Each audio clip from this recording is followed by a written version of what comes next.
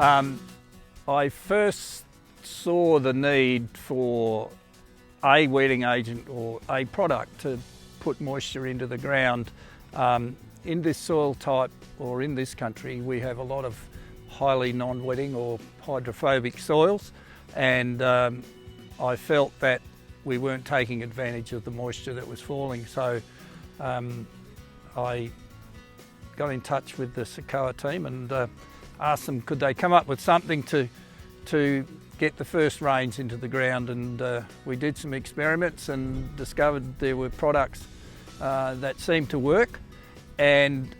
from then on we did a number of trials, and we got to a point where I believe we found the product, which turned out to be lure, and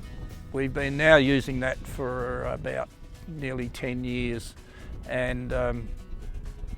we've found it's been quite successful in as much as the pasture production, especially in our pasture product program, has improved out of sight. We operate at the 10 litres per hectare rate in a total mix of 100 litres per hectare. We put it on with number 5 jets out of a normal boom spray, and we're putting it on generally in that sort of April period just prior to the opening rains, and even putting it on in the rain is a good thing. It helps to get that moisture into the ground. Well, this whole farm has really changed its structure over the last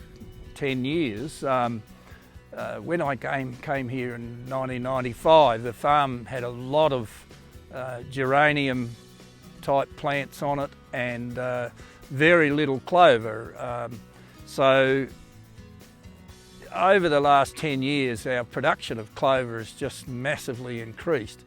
And obviously we're getting a better germination of clovers, and the general early feed is far better, and of course with that we've been able to push our stocking rate up to between 12 and 13 DSE winter grazed hectare. Our stocking rate being in that 12 to 13 DSE winter grazed hectares, it means our production levels as a comparison to the rest of the state is quite high. For on average 280 mil, or beg your pardon, it's been lower than that, it's been down to 240 mils in the growing season. So we're getting a lot of use of the water, and some of the figures from the 2015-16 Sheep's Back program, where they did a benchmark over the whole state, we achieved in the top 1 or 2% across the state. So I felt that we'd obviously achieved something, and it made the cost of the material really irrelevant because of the increase in our production. And we've also noticed over the period that we've had a far greater uptake of our nutrient that we're applying. So in fact now we're only applying fertiliser every second year, and so really what I did was I did a balance, and I thought I'll take the cost of the lure out of the fertiliser program, and what we did was we looked at what we could buy for the balance of the money, and we found that we've been able to put basically 100 or 90 kilos of triple phos on every second year, and put the lure on the other year, and our soil test levels have stayed within normal limits, so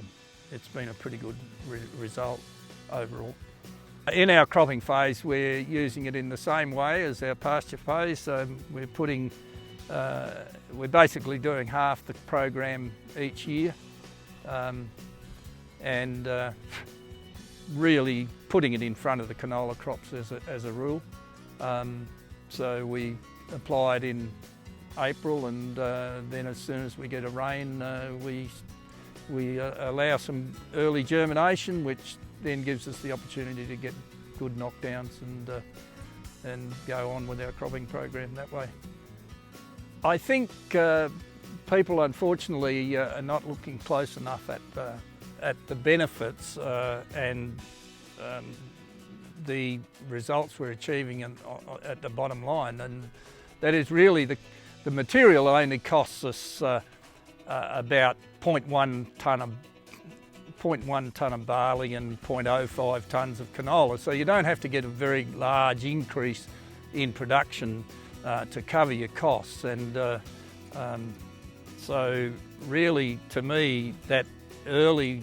weed germination and killing the weeds gives you a far better opportunity to produce a reasonable crop.